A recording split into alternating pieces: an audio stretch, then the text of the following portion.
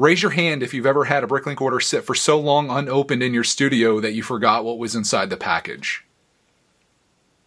I'm assuming this is very relatable because it seems like a common problem to have where you order more Lego than you ever get into. But in this case, I have 2 packages here, both of which were mailed on March 25th, 2024. And I can't remember what is inside these. Obviously, it's something that I set aside to make a video on. And I guess that video is happening right now, thankfully. In my quest to defeat the counter of stuff, this is our next victim. So let's see what we got. Ooh, packing peanuts. That's aggressive. I've never really had that before. Oh, I know what we got here.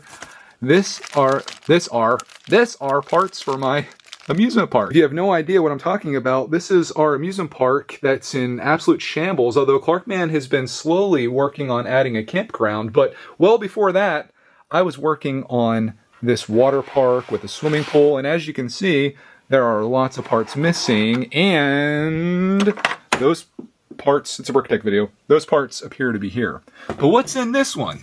Maybe more? Let's find out. In other common problems, if you listen really closely, you can hear my chickens freaking out outside. Tell me these aren't issues that everyone deals with. I think, oh, okay. This is for another part of the park. These are some pieces that were hard for me to get to. It's amazing to see as well that like the differences in how people pack things. Like Cellar 1, everything nicely put into Ziploc bags. We've got packing peanuts. This person, saran wrapped. They saran wrap the parts. Some of these parts are for the entrance to Legoland, or what I'm calling Legobles, or Brickitect Land, Brickitect World, whatever we're calling this situation here. But there's also some other parts in here too for another little project that I was working on. This set. This is a Lego Technic set that I got at a yard sale. I was missing a few parts. I want to build that plane. Well, a few of those pieces are in here. Let me unsaran wrap them and I'll show you what we got. This isn't quite saran wrap. These are like individual packets that they made. That's actually kind of cool. More professional than I thought it was, but this is a piece that I didn't have in my collection. I have plenty of those, and I feel like in gray, but did not have it in green, and that's for the entrance. I'm trying to replicate what actual Legoland looks like. I needed that part for that as well, and I needed this part too. There were a couple things that I kind of substituted out because it would have been too expensive to get, but I'm doing my best. And this is the part that I needed for the plane right here. It's one of the engines on the front. I only had one of those, and now I have the other one, so we'll put that in there. And then these are other parts for the entrance right here. Some of these arches needed those. So we've got 2 of those in gray and red. There's another one, and there is another one. This is another part for the plane that you can probably see right there. That concludes our saran wrap packet, and this one you can kind of see what's in here already. Nonetheless, let's open it up and we'll see what all we got here. This person gave me a receipt too, so maybe I can jog my memory as to how much money I spent on these, because I always like to share that too. If you're curious where these are from, this one, the professional order, is from brickmasterjack.com. And, oh, I thought there was something extra in there. It's just more peanuts.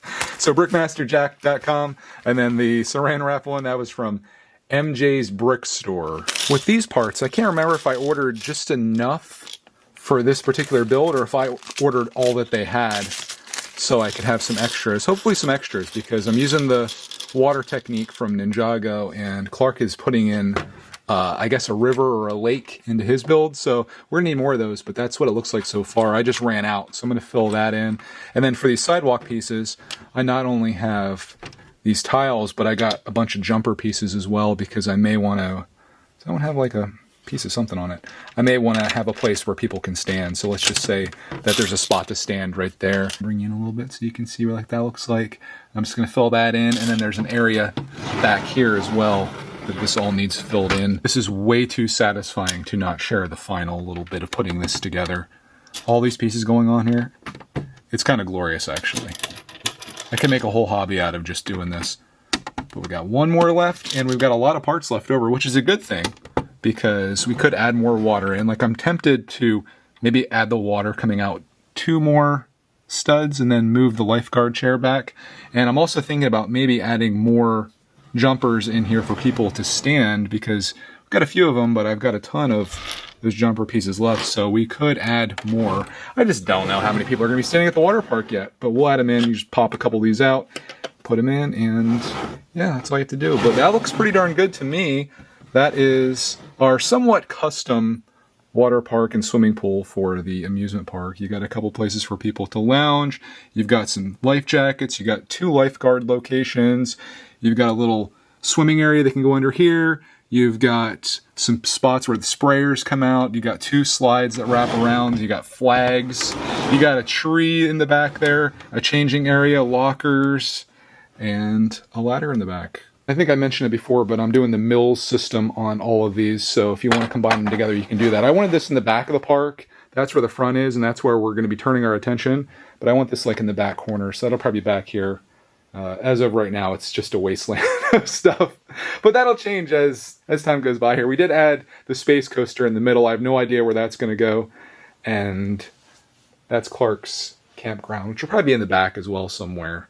This is going to be the Yellow Castle coaster, and this is going to be the entrance, and this is where I need to do a little bit of work at. This is already decorated thanks to Clark Man with lots of stuff, but I got to fix up the front of this a little bit. These are all the parts that I'll be adding on to this, and a lot of this is just substitution. Like, for example, this green part is going to go there, and then this green gear is going to replace that gray one that I have in there.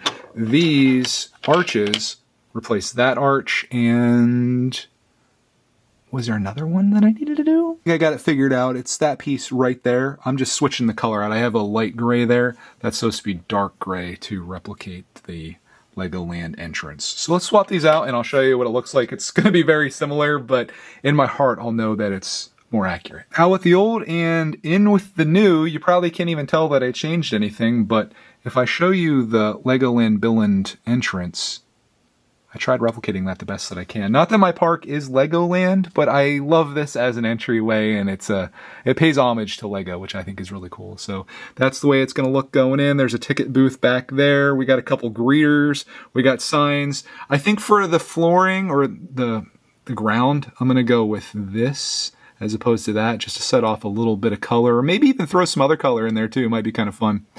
But this definitely needs a lot more TLC and a lot of attention and work put onto it. We'll save all that tile work for a future episode because I'm probably gonna have to make another order so I can do that. Hopefully that one doesn't sit quite as long, but there's a lot to be done here, and I'm excited to bring this park to life and turn it into something. I also have to build up this Lego Technic plane, which I think I'll do in the next video because I've been waiting to do this for much longer than that Bricklink order sat around.